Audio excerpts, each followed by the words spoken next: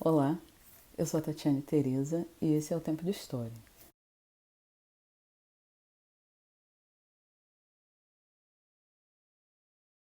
Um outro período que também a gente estuda no terceiro ano e no nono ano é o período da redemocratização do Brasil, ou seja, o período pós-ditadura militar.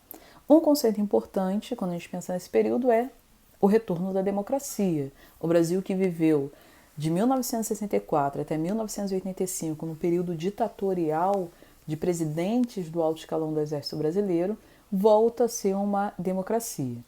Então, é importante a gente pensar nessa questão democrática, onde a população retoma o seu direito ao voto direto. E esse período ele é dividido em alguns governos. A gente tem o governo de Sarney, que é um governo de transição, vários planos econômicos, como o Plano Cruzado, o Plano Cruzado 2, o Plano Bresser, o Plano Verão. Depois de José Sarney, que na verdade ele era vice de Tancredo Neves, mas Tancredo Neves morreu antes de ser empossado, ele foi eleito, mas não foi empossado. Depois do governo Sarney veio o governo de Collor, que uma das características principais foi o impeachment do Collor, que foi acusado por corrupção. Ele que havia sido eleito com o slogan de ser o caçador de marajás, ou seja, de corruptos que viviam do roubo, da corrupção, acaba sendo acusado de corrupção e acaba sendo impeachmentado. Logo depois de Collor, quem assume é o seu vice, Itamar.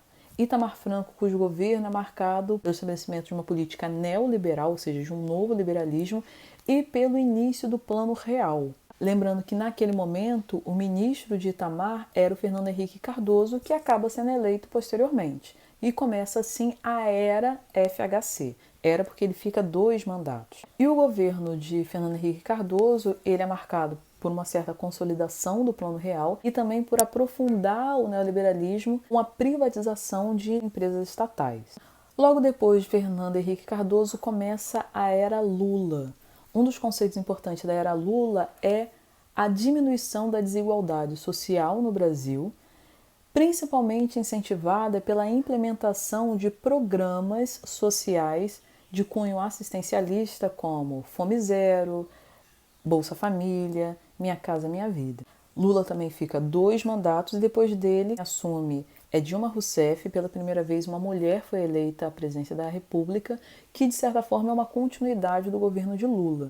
E além da continuação de várias medidas tomadas pelo governo Lula, uma característica importante do governo da Dilma é a questão do golpe de Estado, onde a presidente acaba sendo acusada injustamente de pedaladas fiscais que, apesar de não terem sido provadas, o Congresso vota pelo seu impeachment.